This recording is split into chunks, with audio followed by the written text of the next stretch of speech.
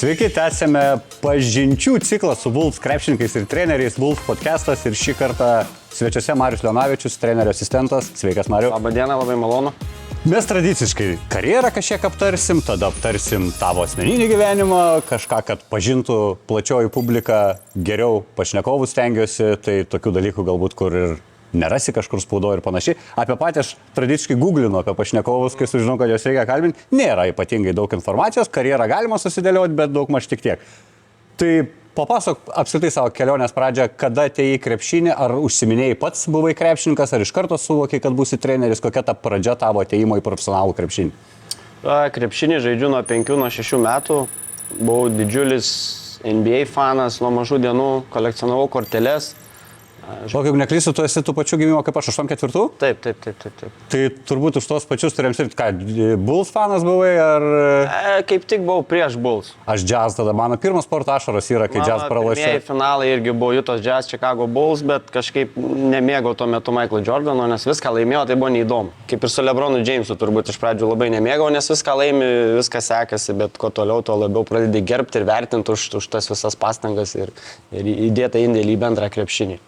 Tai gerai, buvo tavo toks susidomėjimas to krepšiniu, ėjai treniruotės? Nuo mažų dienų, nuo 6 metų lankiau krepšinio treniruotės Prienuose. Pirmas treneris buvo Richardas Maceina. Yra treniravęs ir moterų aukščiausių lygoje, ir merginų rinktinės. Kartu žaidėm su jo broliu Gediminas Maceina, turbūt garsiausias krepšininkas iš Prienų kilęs, kuris ne vienu metu arti rinktinės patekimo į rinktinę buvo. Tai krepšinį lankiau iki 18 metų, tada baigęs žaisti įstojau į LSU ir taip gal prasidėjo trenerio kelias. Esu treniravęsis gal su nacionalinės krepšinio lygos komanda Prienuose šiek tiek pas Virginijų Šeškų, bet tas krepšininko kelias nepavyko užsikabinti ir po mokslų baigiau krepšinio trenerio specialybę. Bet nutariau, kad Lietuvoje gal tuo metu ta trenerio specialybė vaikų netrodė labai patraukli finansiškai, tai išvykau ir 5 metus gyvenau Airijoje. Ok. Taip, ir ten... Populiari šiaip kryptis lietuvaičių. Taip. Bet ne to turbūt, ko tu važiavai, ne? Ne, aš galvoju iš pradžių, man atrodė tuo metu, kai baigiau trenerio specialybę, kad treneriu dirbti yra labai sunku.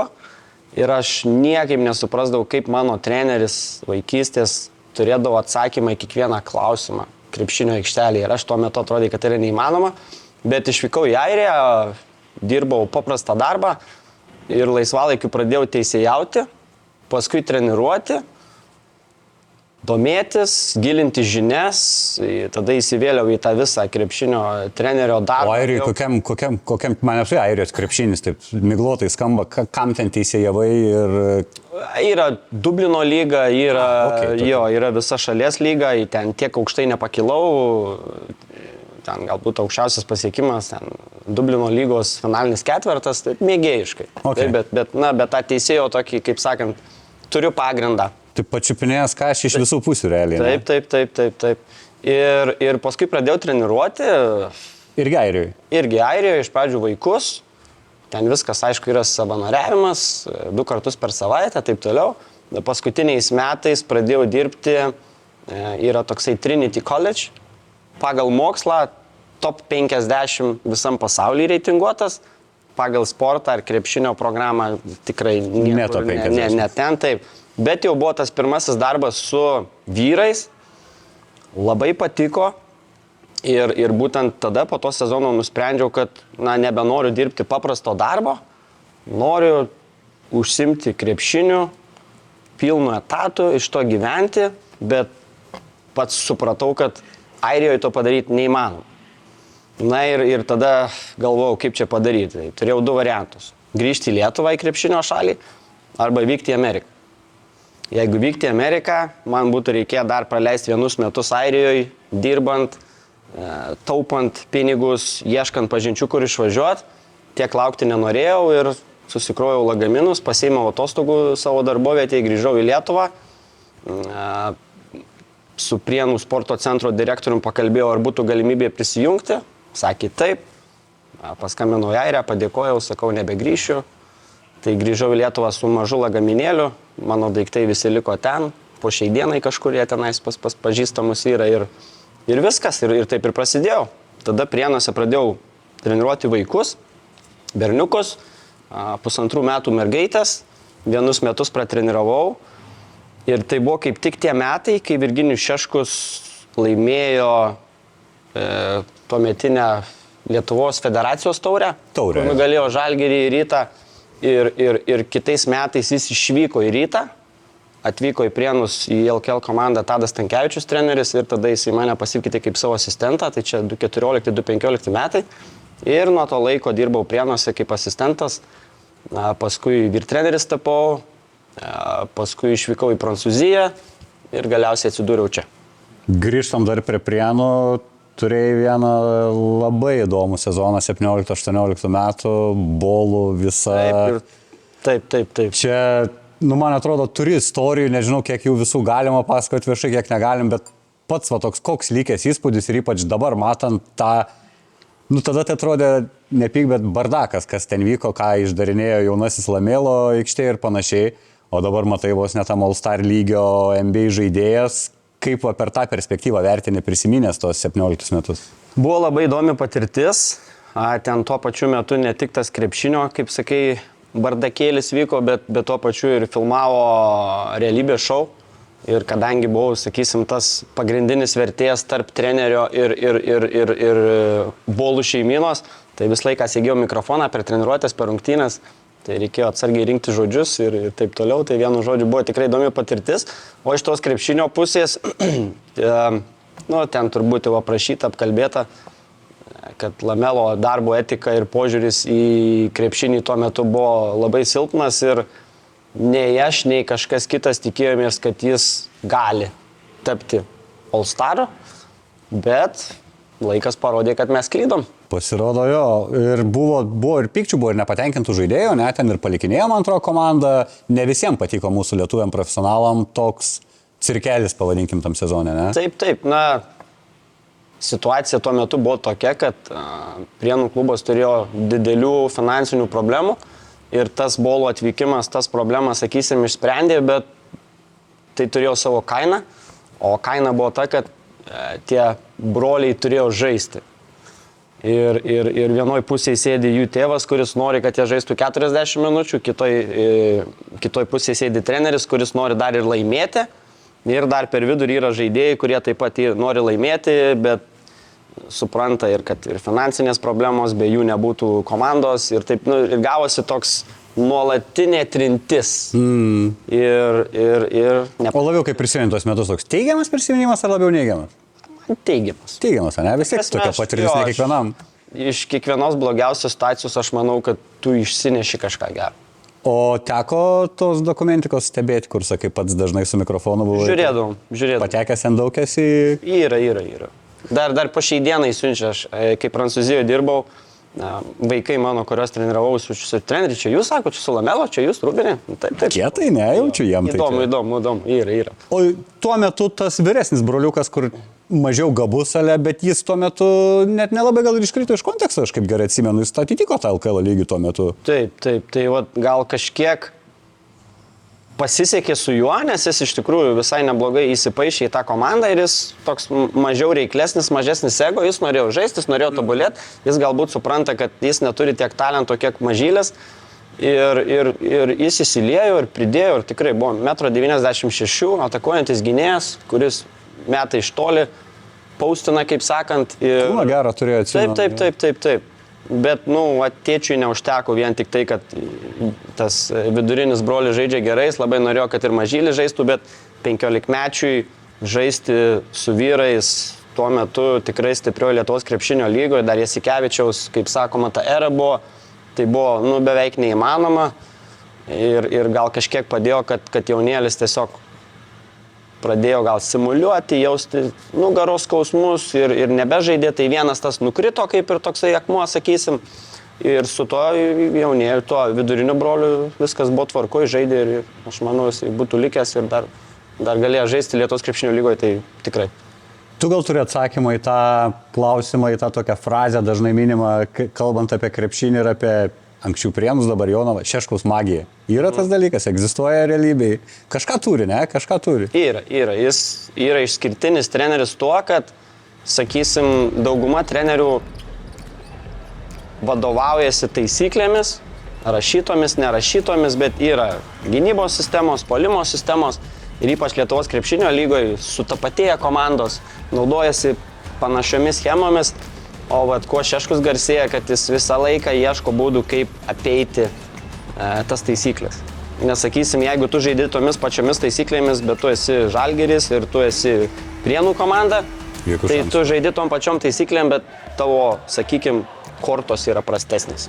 Taip, kaip mes žinom, kad Virginijus Šeškus yra mėgėjas. Prisisėmė kažkokių tokių triukų, kur galvoji savo ateitį, kad pravers karjeroje? Na, tai sakysim, konkrečių ten ar derinių, ar kažkokių gynybų ne, bet ta mintis, kad jeigu tu esi tokioj padėty, kur tu esi underdogas, kur tu neturi geresnių žaidėjų, tu turi ieškoti kitų būdų. Tai čia geriausias mokytojas. Čia aš manau, kad yra tas dalykas, didžiausias dalykas, ką pasiėmiau iš trenerių Šeškus. Ieškoti būdų, kaip laimėti. Tada gauni pasiūlymą į Prancūziją išvažiuoti dirbti. Kaip tas iškrito pasiūlymas? Čia kažkokie ryšiai iš anksčiau? Kaip išvykai į Prancūziją? Ta vasarą prisijungiau prie 18-mečių rinktinės Lietuvos. Ir ten tikrai buvo labai talentinga karta. Ir Motiejus Krivas, Paulius Murauskas, kur dabar žaidžia NCAA. Ir ten susipažinom su mūsų dabartinė kineziterapeutė Gintarė. Ir Gintarė taip pat buvo gavus pasiūlymą vykti į Prancūziją. Ir jinai kažkaip ten tiesiai per aplinkų, ar tu turi kitiems metams pasiūlymą, ar neturi dar, sakau, dar neturiu, tai sako, lauk skambučio. Ir vieną dieną sulaukiau skambučio, kad atsako. Bonjour. Bonjour, taip, yra va tokia pozicija, Žielburg komandai. O niekada aš to pavadinimą ištarti Jotel, Bružo, Breso, Jotel. Jotel Burgas. Ir yra galimybė prisijungti prie jaunimo sistemos. Aš sakiau, tikrai domina, bet kokia galimybė būtų dirbti su vyrais. Tai tuo pačiu metu dariau jiems ir video skautingą, vyrų komandą, tam visam treniruočių procese, kelionėse su jais nedalyvau. Tai jau tas iš treniravimo pusės dirbau jaunimo sistemoje, kaip ir treneris su 18-mečiais ir asistentas su 20-mečiais. Ir tuo pačiu metu dariau video skautingą vyrų komandai ir labai neblogus 8 mėnesius turėjau. Tikrai superinė organizacija ir kaip žinom šiais metais turbūt viena karščiausių komandų Europoje. Europos taurėje savo grupėje 1 vieta. Prancūzijoje šiuo metu yra 3, praeitais metais finišavo 4. Tai... Po tavo laikais kokiam lygiai jie buvo Prancūzijoje? Tai čia buvo praeiti metai, jie praeitais metais užėmė 4 vietą. Praeitais metais užėmė 4 vietą. Kas Prancūzijos, žinom, ir biudžetai, ir komandos, ir Monakas, ir Paryžius, ir Asvelis. Tai tikrai įspūdinga ir organizacija nėra didelė. Tai yra mažas miestelis, bet labai tvarkingai sudėliotas biudžetas, labai tvarkingai sudėliota struktūra, labai atsižvelgiama į žmonės, kuriuos priima į klubą, į tą visą, kaip sakyt, mikroklimatą ir, sakau, buvo superinė patirtis. O čia įprasta praktika Prancūzijoje visi klubai turi piramidę jaunimo, sakė, 18-mečiais dirbai, 20-mečiais, ne? Pas mus tokių nėra dalykų realiai. Tai Prancūzijoje, jeigu tu nori gauti licenciją, turėti komandą aukščiausioje lygoje, tu privalai turėti jaunimo sistemą, tu privalai turėti tą 20-mečių, ten 21 metų iš tikrųjų, iki 21 metų, kiekviena komanda privalo turėti ir visos komandos tą pačią dieną, kai žaidžia aukščiausios lygos rungtynės, ten 3-4 valandos prieš, toj pačioj arenui žaidžia abiejų komandų jaunimo tos tarpusavyje ir tai yra privaloma. Kelintą vietą su saviškiais jaunuoliais Prancūzijos čempionate sekėsi? Aš sezono ten nepabaigiau. Buvo likę galbūt 3 rungtynės su 18-mečiais iki sezono pabaigos ir mes jau beveik neturėjom šansų patekti į finalinį ketvirtą. Nes irgi konkurencija didžiulė, Asvelio komanda susikviečia geriausius 18-mečius iš viso pasaulio ir dabar vienas iš jų žaidžia jau pagrindiniai komandai, kur prieš mus žaidė. Tai liko 3 rungtynės, mums reikėjo laimėti visas 3, būtumėm patekę, bet ir aš vienu žodžiu pradėjau vesti kalbą su Vilkais, nes galvojau, kad sezonas pabaigtas, jau nebebus man ką ten veikti. Bet laimėjom paskutinės 2 rungtynės ir jau kai išvykau, kitas treneris tik po pratęsimo pralaimėjo Sveliui ir vos nepatekom į finalinį ketvirtą. Na tai sakykime, sezonas buvo neblogas.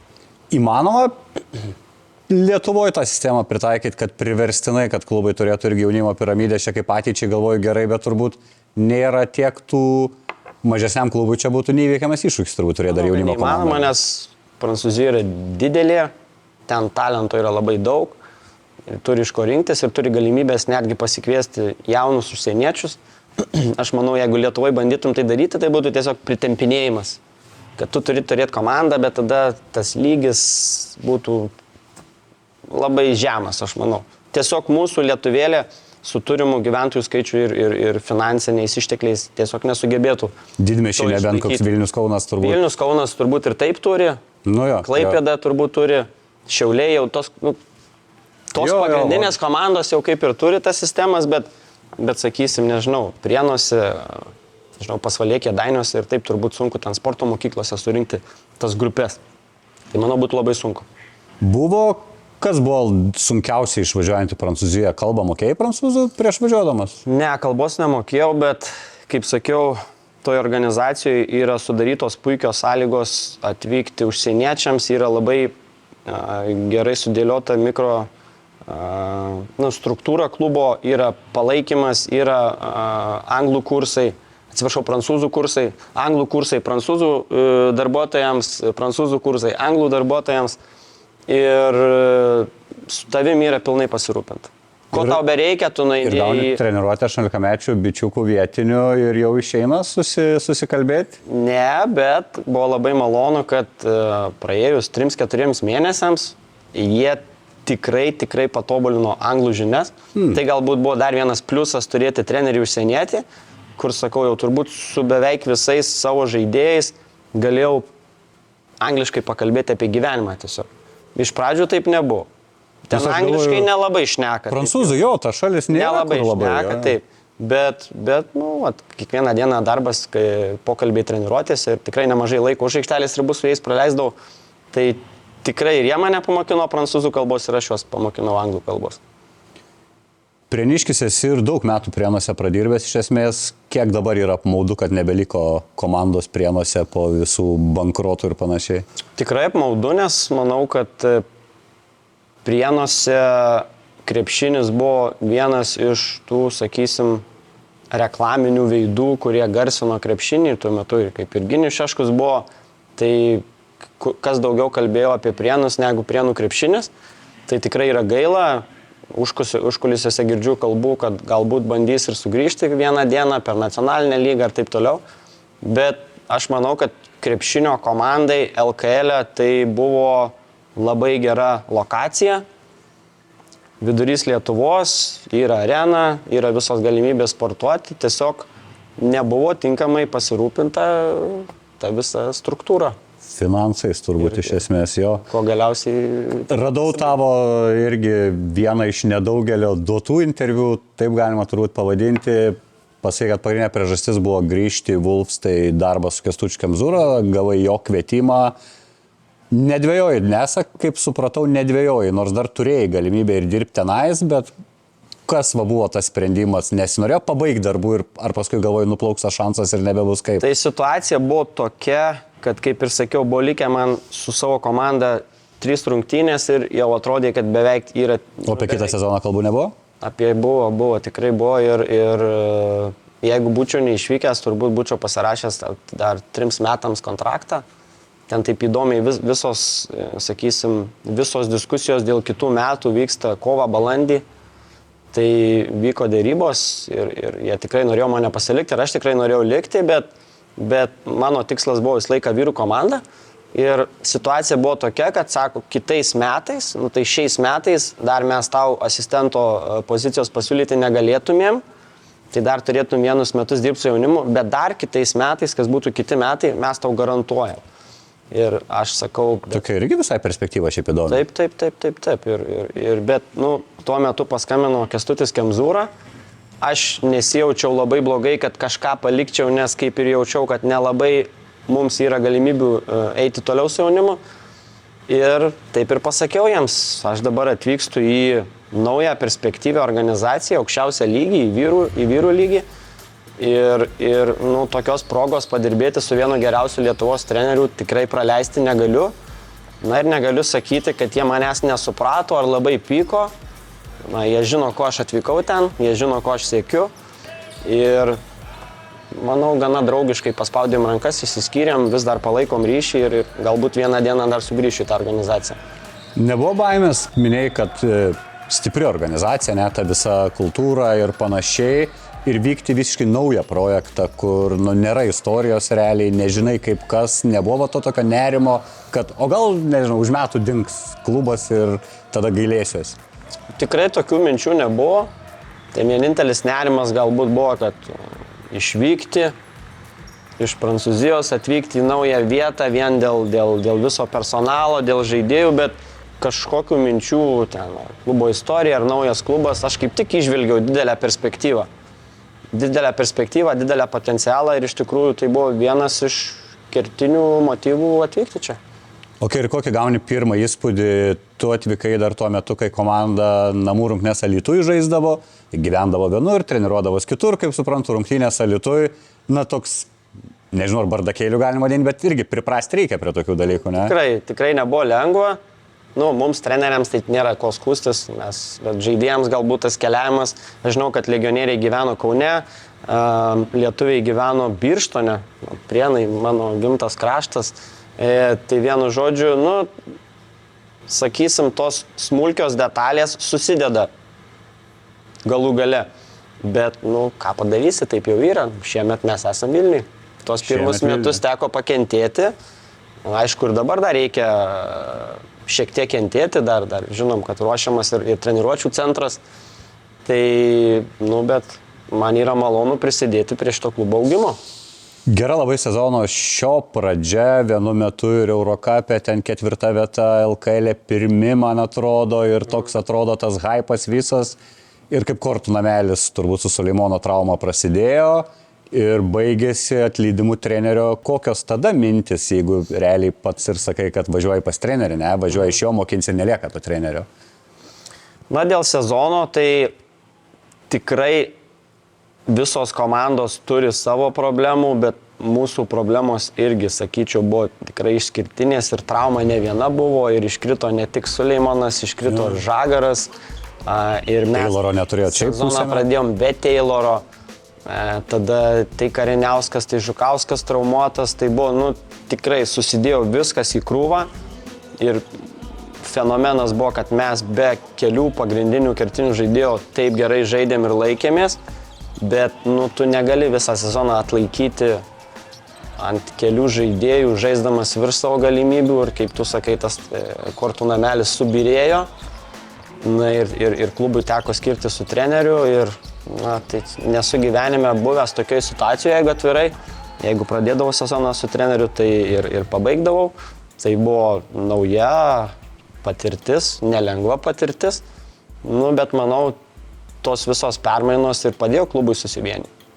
Kol dar dirbo Kemzūra, kaip pasidalindavo asistento tas pareigas su Nedu Pacevičium? Kuo už ką, kuris atsakingas buvo? Mes nuo pat pradžių darėm taip, kad Nedas buvo atsakingas už varžovų gynybą puolimą, o aš buvau atsakingas už varžovų žaidėjų skautingą, analizę, raportų paruošimą. Tai idėja buvo tokia, kad vieni klubai taiko praktiką, kad, sakysim, vienas asistentas pilnai ruošiasi vieniems varžovams, kitas jau žiūri kitas rungtynes. Ir taip kas antra, ne? Taip, bet mes pakalbėjom ir tada gaunasi, kad tada vienas asistentas lieka nuošalyje. Ir tu tas vienas rungtynės vos nesėdi kaip žiūrovas ir nelabai turi. Jo, realiai kiekvienos rungtynėse po vieną asistentą turi, nes kitas kitom gyvena. Tai mes nutarėm bendrai, kad aš tada esu įsitraukęs į tas rungtynės, jis yra įsitraukęs į tas rungtynės, galbūt iš skirtingų kampų, bet tada visi kartu susėdam, sudedam viską į vieną krūvą, tada Kestas priima sprendimus ir taip dirbam. Ir kai Kemzūra neteko darbo, nebuvo ambicijų pačiam būti paaukštintam į vyr trenerį, nebuvo kažkokių pykčių galbūt, kodėl Nedas, kodėl ne aš, tu vyresnis? Ne, pykčių tikrai nebuvo. Visų pirma, tai mes su Nedu labai gerai sutarėm. mes su Nedu buvom lygiaverčiai asistentai ir ar aš būčiau paskirtas treneriu, ar jis būtų paskirtas treneriu, manau, nebūtų jokių ego nei iš vieno, nei iš kito. Ir manau, tas dabar puikiai matosi. Vienas kitą palaikom, puikiai dirbam kartu, aš labai džiaugiuosi dėl to. Kaip sakoma, viskas atsitinka dėl priežasties ir jeigu dar man nelemta buvo šiais metais, viskas ateis ateityje, tai dėl to tikrai jokių problemų neturiu. Mano filosofija yra tokia, jeigu aš turiu pareigas kažkokias, aš pirmoje vietoje turiu pasistengti, kad aš maksimaliai 100% atlieku savo darbą toje srityje, tojose pareigose. Kai būsiu paskirtas į kitas pareigas, darysiu lygiai tą patį ten. Tai aš manau, pagrindinė priežastis, kodėl mūsų komanda iš tikrųjų taip neblogai dabar susiklijavo, kad nėra pas mus ego. Vienas kitą palaikom ir stengiamės tai perteikti žaidėjams, komandą sujungti ir siekti pergalių kartu. O nepadvigubėjo pačiam darbo, jeigu, sakai, anksčiau su Nedu dalindavotės tas pareigas, dabar jis vyr treneris, tu likai kaip ir vienas tame. Pirmos kelios savaitės tai padvigubėjo. Taip, iš tikrųjų teko apsimti tą visą Nedo dalį. Aišku, Nedas man padėjo, irgi, sakysim, Nedas labai šaunuolis yra ir jis vienom rungtynėmis ruošėsi, kitom aš, paskui jau aš, kai buvo daugiau laiko, apsimiau viską daryti. Bet, sakym, iškentėsim tą laikotarpį, ten laikotarpis tikrai nelengvas, 2-3 rungtynės per savaitę, tai dalinomės tas pareigas, dabar jau liko tik Lietuvos krepšinio lyga, vienos rungtynės. Čia turiu menį tą paskutinį Eurocapo mėnesį, ne? Kur jau kaip ir aišku, kad niekur neisit, bet... Taip.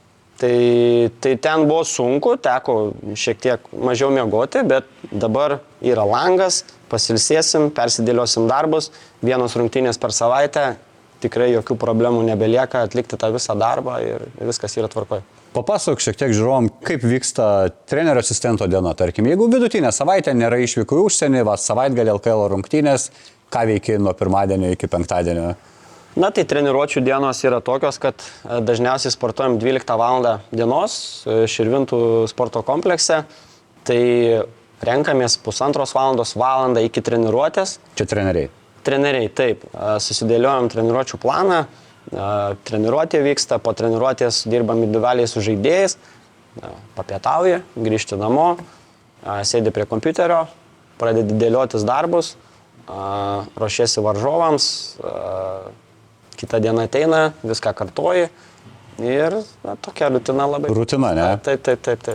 O kaip paties aš ir Nedo klausiau, to su Nedu galbūt įdomesnė situacija, nes jisai gerokai jaunesnis ir jis už jį yra krepšininkų vyresnių, nes aš taip įsivaizduoju, kai tu jau vyr treneris, tai tada toks yra atstumas tarp žaidėjų, jūs visokie ir panašiai, o kai esi asistentas, nesi toks labiau draugelis krepšininkam? Tu turi išlaikyti tą ribą, netgi kai esi asistentas, tu turi išklausyti žaidėjus, bet tu negali būti draugelis iki galo. Tu turi išklausyti, tu turi pasimti tą informaciją, kurią tu nori pateikti treneriui, nepriduodamas žaidėjų ir išlaikyti tą pusiausvyrą. Tu esi toks kaip tarpininkas, kaip psichologas. Nes aš žinau, žaidėjai taip atviriau su asistentu negu su vyr trenerio, ne? Jeigu tu turi žaidėjų pasitikėjimą, tai tikrai taip. Bet žaidėjai turi žinoti, kad jie tau gali pasakyti viską, bet jie turi pasitikėti tavim, kad tu tada nenueisi ir visko to nepapasakosi treneriui. Tada tu treneriui turi pasakyti tai, ką jis turi išgirsti, nepakišdamas, kaip sakant, žaidėjų, nes galų gale svarbiausias yra rezultatas, pergalė ir turim daryti viską, kad tai pasiektumėm. Teko girdėti, kad legendos sklando klube apie paties sugebėjimus krepšinio aikštelėje neįprastus metimus atlikinėti, vadinamosius trikšotus, iš kur šitą meilę atėjo tokiam dalykam? Hobis. O pavyzdžiui, nežinau. Iš kur atsirado iš to, kad... Čia kai vaikystėje žaisdavai, kad kaip vienas įmeta, taip kitas turi mesti. Tai aš Prienuose, kai dirbau, tai realiai gyvenau salėje krepšinio. Nes kai dirbau Prienuose asistentų, dar vienu metu treniravau 3 vaikų komandas. 13-mečiai, 16-mečiai, 18-mečiai. Tai aš salėje gyvenau. Tai būdavo laikas tarp treniruočių, po treniruočių, prieš treniruotės. Ir ką, tu gali sėdėti ir kavą gerti, arba šnekėti, arba tu gali sportuoti.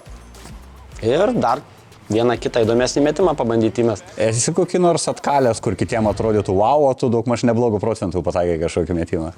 Nu, Martynas galbūt irgi matęs, man patinka, už krepšio užeini ir kokį nors labai aukštą trajektoriją meti. Turiu pojūtį tą metimą. Ok, žaidėjom nebandai pertikti, gal kada rungtynėm padėtų. Būna, kad pasigalinėjom, kuris pirmas įmes. Ok. Einam irgi čia su visais jumis kalbu, nes man irgi labai įdomu tai iš vidaus tas jausmas.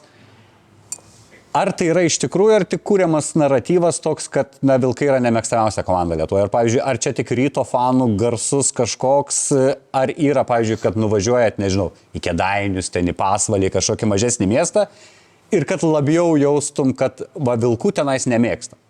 Nepasakyčiau. Aš manau, galbūt net Vilniui to nejaučiu, išskyrus galbūt per rungtynės, kai žaidžiam su Rytu ir yra Rytos ir gali, kur ten švilpia, rėkia ir taip toliau, bet pačiam Vilniui, kitame mieste Kaune, nei diskomforto, nei replikų, nei kažkokių incidentų nėra buvę. Tikrai. Tai iš tos pusės ne.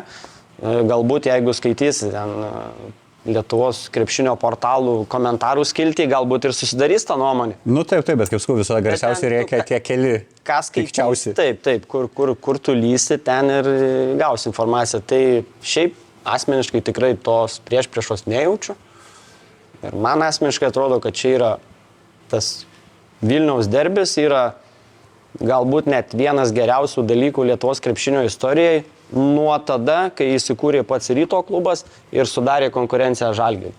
Kai Žalgiris buvo vienvaldis lyderis, kai finalai buvo visiškai neįdomus, atsirado vienas klubas, kuris gali pasiūlyti konkurenciją ir tik dėl to abudu klubai metai iš metų buvo priversti gerėti, ieškoti daugiau finansų, investuoti. Tai aš manau, dar tokio vieno klubo atsiradimas yra pats geriausias dalykas Lietuvos krepšiniui. Lygai tai faktas, man dabar tas didysis ketvirtas lygos, tai iš viso, wow, nu tai visą gyvenimą užaugam turėdami Žalgirį arba dar plius vieną komandą. Ir dar kiek mes potencialo turim, juk mes yra Klaipėdos Neptūnas žaidęs Eurolygoje. Tai jeigu mes turėtumėm Eurolygoje Neptūnas, Žalgiris, Čempionų lygoje, Rytas, Vilkai ar Eurocupė dar komandos, tai aš tai manau, Lietuvos pačiam krepšiniui tai būtų pats geriausias dalykas. O dar prie derbio grįžtant, čia irgi buvo tų visų kalbų, kad nėra vietos vienam mieste dviem komandom, dviem gerom komandom. Ką tu manai apie tokias kalbas? Yra. Gyvuojam. Gyvuojat ir telpate. Taip.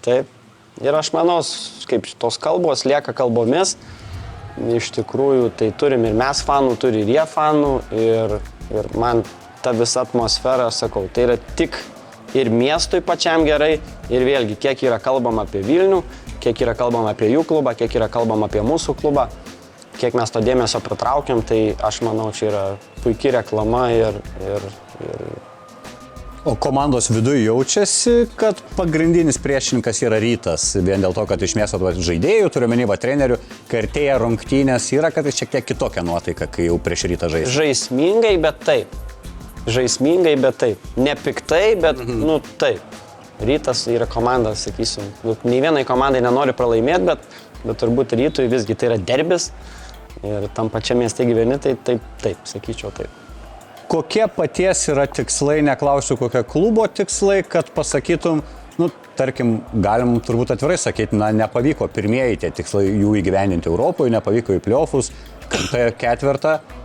Kaip norėtum, kad pasibaigtų sezonas, kad savo pasakytum, kad sezono pabaiga buvo gera? Tarkim, jeigu jim tik tą sezoną, kai jūsų nedu dviese esate treneriai, kad būtum patenkintas, sakytum, gerai užbaigiam sezoną? Pasiekti daugiau nei pasiekėm pernai. Tai sakysim, peržengti tą ketvirtfinalio barjerą, patekti į pusfinalį, pasistengti išeiti iš pusfinalio, patekti į finalą, ko geriau pasirodyti finale. Nesvaiksi, kad Žalgirį, jeigu nukalsim, tik tada būsim laimingi, ne? Norėčiau, kad tose rungtynėse atiduotum visas savo jėgas ir rezultatas ne visada priklauso nuo mūsų. Kokie paties vasaros planai, girdėjau, su jaunimu vėl dirbsi, ne? Taip. Šią vasarą dirbsiu su 17-mečių rinktinė berniukų, kurie žais pasaulio čempionate Turkijoje. Ir bus trečia vasara su Lietuvos rinktinė jaunimo. vienais metais jau sakiau su U18, praeitais metais su U16 mergaitėm dirbau ir šiais metais vėl su vaikinais. Tai vasara bus užimta.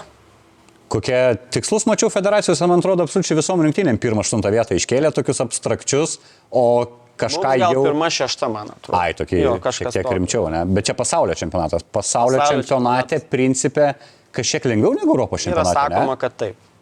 Nes turėsit ten Afrikos varžovų, turėsit... Taip.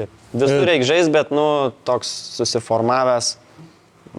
tokia susiformavus nuomonė, kad pasaulio čempionate dažnai būna iš grupės etapų išeiti lengviau ir tada jau ten... Nes ten ir iš rezultatų matosi, bus kažkiek rungtynių, kur keliasdešimt skirtumų. Nežinau, ar čia pačiam apie saviškius būsimus auklėtinius kalbėti, bet šiaip talento palyginime, šita karta, kurią tu dabar treniruosi 17-inių, įkvepianti kartą, galima iš jų tikėtis ateityje vyrų rinktiniai krepšininkų? Galbūt mažiau negu ta karta, su kuria dirbau prieš 2 metus, 18-mečių, nes ten iš Žalgirio sistemos ir manau, gal 4 ar 5 žaidėjai išvažiavo į Ameriką, į koledžus ir kurie grįžę tikrai prisijungs ir bus profesionalai prie Lietuvos krepšinio lygos, gal kažkur Europoje. Šitos kartos dar tiek gerai nežinau, bet jie dar yra jauni ir mes žinom, kad lietuvaičiai bręsta šiek tiek vėliau, tai manau dar iš tą klausimą reikėtų atsakyti po metų, po 2. Turi, kokio apskritai esi krepšinio šalininkas, yra kaip treneris, yra vieni ten tie labai sistemingi treneriai, kiti kaip tik tą laisvą, greitą krepšinį, kaip save apibūdintum? Na, tobulam pasaulyje, jeigu tu galėtum susikomplektuoti komandą pagal save, tai galbūt būčiau šalininkas vienos sistemos ir vienos filosofijos. Bet kadangi dažnai tu ateini į situaciją, kurioje jau tu turi žaidėjus iš praeitų metų, kurių tu negali kontroliuoti, jau tu turi ką turi, tai tu turi prisitaikyti ir ieškoti geriausių būdų, kaip žaisti su ta esama sudėtim. Kas, manau, ir yra trenerio pagrindinis darbas. Jeigu aš galėčiau susirinkti komandą, tai susirinkčiau visus apie 2 metrus, nuo 1 iki 5, kad galėtum keistis, kad visi gintųsi, kad visi mestų iš tritaškų ir tada nereikėtų iš vis galvoti apie jokias filosofijas.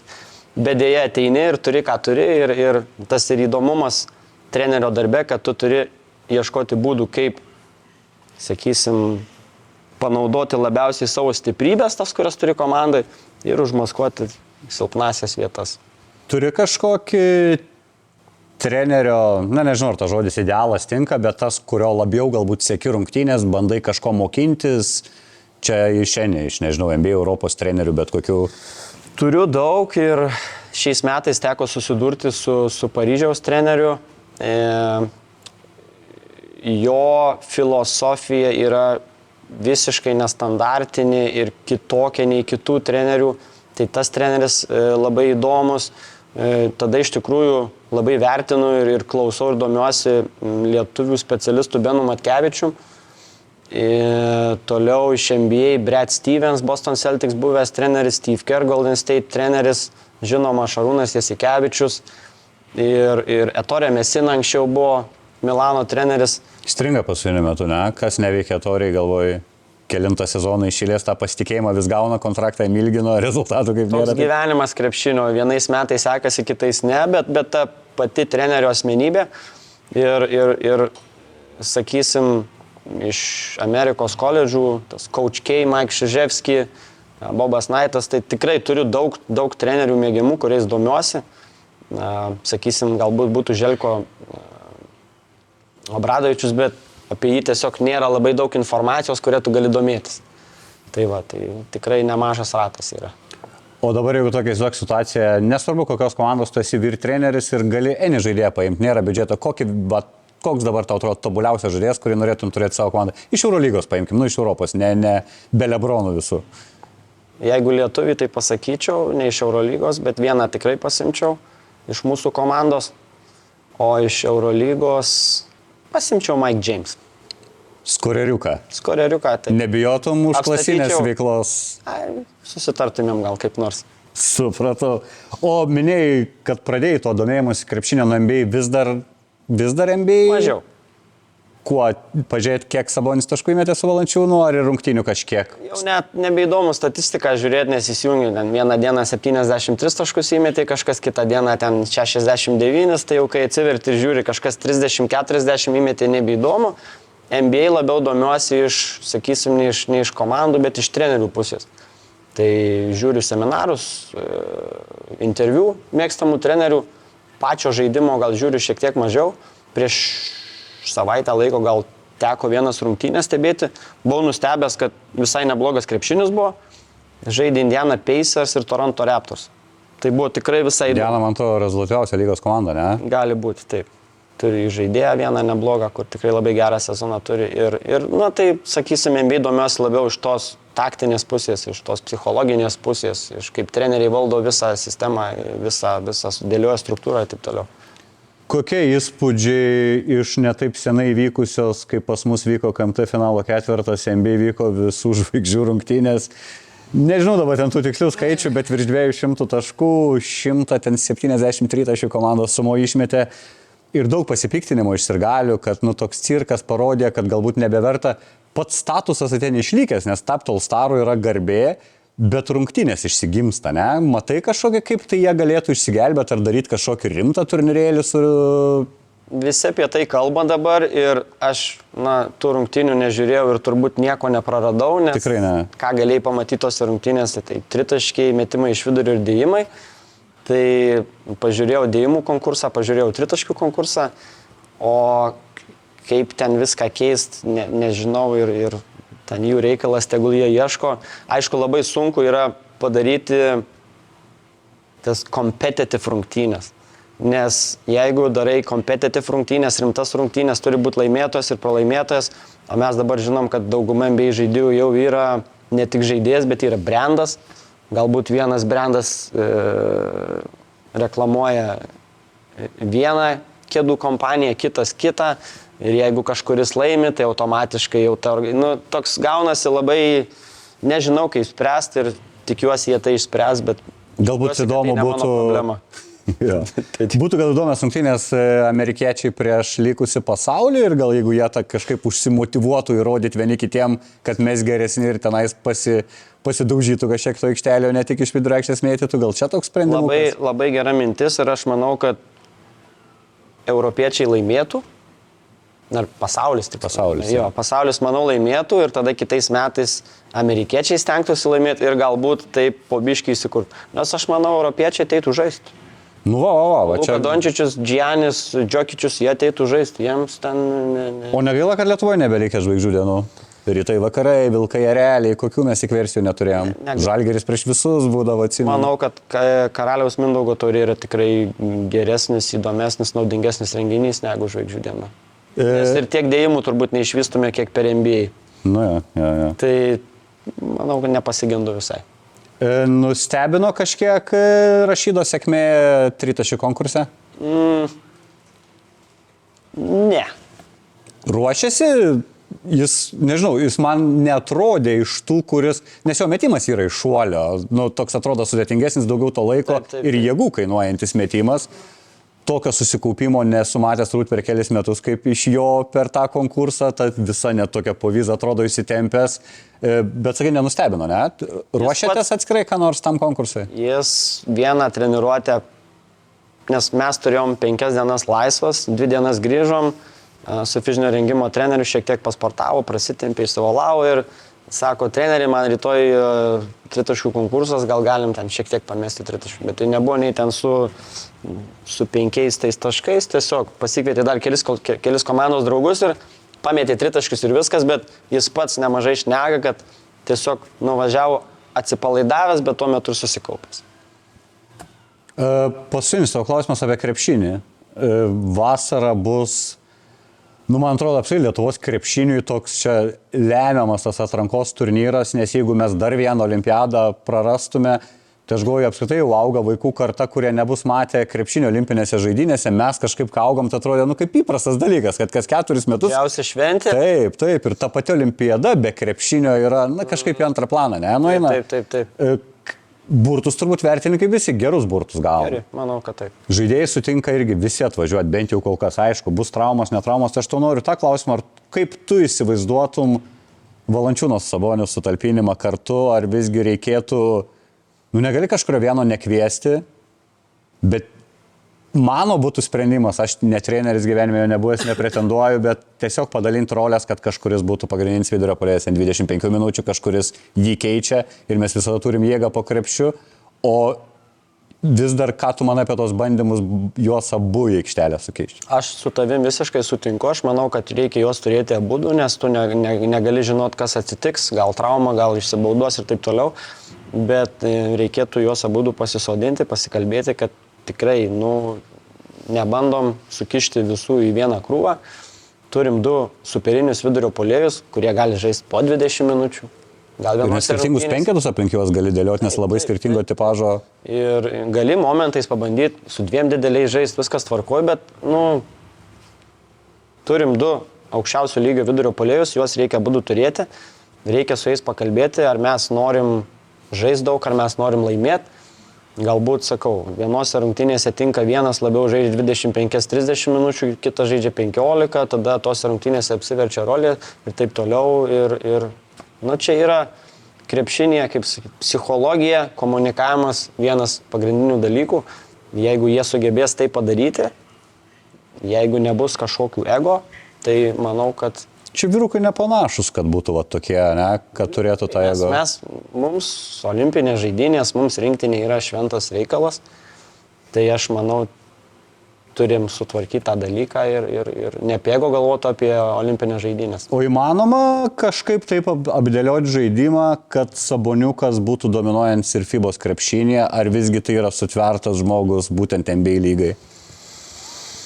Ne, aš manau, kad jo talentas persineštų ir į FIBA krepšinį, bet vėlgi, sakyčiau, jam atsiskleisti gražiausiamis spalvomis, jis turėtų būti pagrindinis vidurio puolėjas, per kurį vyktų visas žaidimas, kaip ir NBA, kamuolys daug jo rankose, jis labai tinka Europos krepšiniui, kaip universalus 5 numeris ir žaidėjas, point center, galima sakyti. Treneriam iššūkis, nėra pratę, kad 2-10 žmogus persivarinėtų kamuolį, nes realiai jis yra Kingso antrasis žaidėjas aikštėje. Taip. Jeigu Foxo nemato, duoda Sabui visada kamuolį atsikovoja. Tai, apskritai, aš galvoju, čia treneriai, kurie pas mus jau su patirtim, kurie ten turi tą stažą 20-30 metų, jiem yra labai sunku perlipti per tai, nes jų tas krepšinės suvokimas yra visiškai kitoks. Taip. Bet Lietuvos rinktinės štabas yra didelis, universalus ir turi ne tik Lietuvos krepšinio specialistų, bet kaip jau esam kalbėję apie Beną Matkevičių, kuris galbūt gali pateikti kitą požiūrį į krepšinį ir manau, tas visas bendras štabo darbas gali rasti tikrai išeičių, kaip tai padaryti. Kiek žinau, turi pats irgi podcastų patirties, krepšinį net podcast'e dirbai, kažkada kalbėdavai ir dabar jūs esate tokie 3 komandai, ne? Pasikalbat apie tai kažkada ir Nedas Pacevičius ir Bružas. Nedas Pacevičius, Bružas yra. Dar turi, jo 3. 3. Čia sutapimas, kad visi iš to paties iš esmės podcast'o ir visi vienoje komandoje. Mes dar neįsiaiškinom, kas čia vyksta ir čia Pulkovskio magija galbūt galima sakyti, nes vienas po kito žmonės išeina į šį klubą, tai nežinau. Sutapimas didelis, ne? Tai turbūt žmonės norintis darbo šitam klube turbūt pirmiausia turi kreiptis į Edgarą Pulkovskį. Pakalbėti su juo, kad pakviesti. Mėgsti šiaip klausytis podcastus, kurių dabar yra rinkis tik tais nuo A iki Z? Anksčiau taip, nes jie išeidavo rečiau ir, sakysim, dabar labai atsiskėdė visa ta podcastų rinka. Anksčiau išeidavo 1-2 podcastai per savaitę, tai galbūt juos visus išklausydavai pilnai. Dabar jau jų yra kiekvieną dieną po 1-2 podcastus. Tai jau galbūt praeini po pagrindinės temas, galbūt kur kalba apie mus, nežinau, ten apie vieną kitą įdomesnį savaitės įvykį. Būna pikta, jeigu išgirsti kažką, su kuo nesutinki ir galvoji, ką jie čia aiškina. Ne, aš jau, kaip čia pasakius, kai supranti, kai esi vienoj barikadų pusėje, dirbi klube ir apie tą klubą kalba ir tu žinai, kad kalbama yra visiška nesąmonė, visiška netiesa, net ne į tą pusę. Ir tada galvoji, tai turbūt apie daugumą dalykų yra taip šnekama ir tiesiog tu paklausai kaip pramoginę laidą ir viskas, labai neapsikrauni to mintim ir tiek. Aš jaučiu, žinau atsakymą į kitą klausimą, nes man atrodo, pas tave poroj laiko nebėra, pagal tai, kiek girdėjau, kiek tu krepšinio žiūri, domiesi, dirbi ir panašiai, bet domiesi nors kokiu kitų sportų. Mano hobis yra krepšinis, tai jeigu ir skiriu kažkam laiko už krepšinio, tai yra krepšinis turbūt. Futbolas yra per didelė sporto šaka, kad dar rasčiau laiko jie domėtis, žaist patinka ir mažai žaisdavau, kai buvau jaunas, bet nelabai yra kam laiko, iš tikrųjų. Okay, tada nežinau, ar geras ar blogas dalykas. Gal ir gerai, bet žinai, tas darboholikų irgi negerai būti vien tik tame gal kartais. O turi tada kažko, kas, kaip pailsi nuo krepšinio? Knyga, filmas, žaidimai. Aš žinokit, nepavargęs nuo krepšinio. Taip, man tiesiog pamiegoti reikia šiaip fiziškai pamiegoti, turbūt, nežinau, išeit pasivaikščiot, skaniai pavalgyti, su kuo nors įdomiai pakalbėti ir viskas. Tai nei filmų, nei serialų, nei knygų mes šiandien neaptarsime, ne?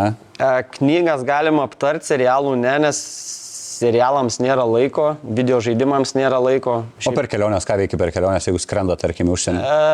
Kompiuteris ant kelių visą laiką ruošiuosi kitoms rungtynėms. Darbas. Tiesiog nėra laiko, nes tikrai didelė apimtis, ypač dabar buvo, kaip sakau, ir Eurocupas, ir LKL'as, 2-3 rungtynės per savaitę, tai per laisvą laiką tiesiog bandai į priekį pasidaryti darbų, bet dabar laisvesnis laikas buvo, ir filmų pažiūrėjau, ir knygų paklausiau. Paklausiau? Klausau. Audio knygų fanas, ne? Taip. Nes gali vienu metu vairuoti, sportuoti, eiti ir dar tuo pačiu metu klausyti knygą. Jau su knyga yra šiek tiek sunkiau. Toks efektyvumas, šiek tiek efektyviau stengiuosi tai daryti ir knygas labai mėgstu knygas klausyti. Ir ypač yra daug knygų apie autobiografinių, apie trenerius, apie komandas. Bet irgi vis tiek ieškai link krepšinio. Jo. Romanų neskaitai. Ne. Tos mokslinės fantastikos kažkokiu ten romanų. Kokią parekomenduotum, tarkim, nežinau, jaunimui, nebūtinai jaunimui, besidominčių irgi krepšinių, ką paskaityti verta, kieno galbūt pakeistum net pasaulėžiūrą, paskaitęs kažkokią biografiją, ar kas pačiam labiausiai įstrigę yra? Galbūt dabar pirma knyga, kurią gal rekomenduočiau, yra Gianio knyga, kur apie visą jo istoriją. Čia apie Antetokounmpo kalbama. Antetokounmpo, taip. Ir aš niekada nebuvau jo fanas, kaip krepšininko, man tas jo žaidimo stilius nėra toks, sakysim, akiai patrauklus, fiziškas, bet apie tą jo visą istoriją, kaip nuo badavimo, gyvenimo gatvėje iki NBA, iki MVP, iki NBA čempiono. Tai, iki 100 milijonų, ne? Taip, tai manau, kad kiekvienas iš tos knygos galėtų kažką pasisemti. Gerai, pabaigai, turi kažkokią svajonę, kur va įsivaizduotum, kokiam klube ar šaly dirbti, ar kokioj lygoj galų gale, nežinau, gal vienas norėtų būti Eurolygos finalo 4 komandos treneris, gal svajoja NBA dirbti, gal, nežinau, į Filipinus ar kur nors. Ne, NBA tikrai nenorėčiau dirbti, Amerikoje koledže gal irgi nenorėčiau dirbti, bet Ispanijos lyga, Italijos lyga, Vokietijos lyga, norėčiau tikrai užsienį padirbti, vyr treneriu. Europos elitinės lygos, ar ne, sakai, va būtų... Taip. Aišku, ten, kaip sakoma, turi planus Dievas juokės ir taip toliau, bet, nebūtinai aukščiausioje lygoje, galbūt Vokietijos antroje lygoje, Ispanijos antroje lygoje, Italijos antroje lygoje pradėti. Atsiprašau, pamiršau dar, toj pačioj Prancūzijoje. Ten jau kontaktų yra, kaip sakant. Ne? Yra. Jau prancūziškai susikalbėtum po tų metų Prancūzijoje? Susikalbėti ne, bet suprast taip. Nes kalba labai įdomi, daug yra tarptautinių žodžių. Prancūziškus kelis išmokau, vis tiek pagrindė naudojamas tie pagrindiniai terminai, pagrindiniai žodžiai, ypač krepšinio pasaulyje, tai tikrai suprast galiu, kalbėti kol kas dar nelabai. Ačiū tau, man buvo įdomu, tikiuosi žiūrovam buvo įdomu, tau palinkėsiu, kad išsipildytų tikslai karjeros, o jums tikiuosi irgi patiko ir dabar šiek tiek daugiau žinosite apie Marių Leonavičių. Sėkmės ir iki kitų susitikimų. Ačiū labai.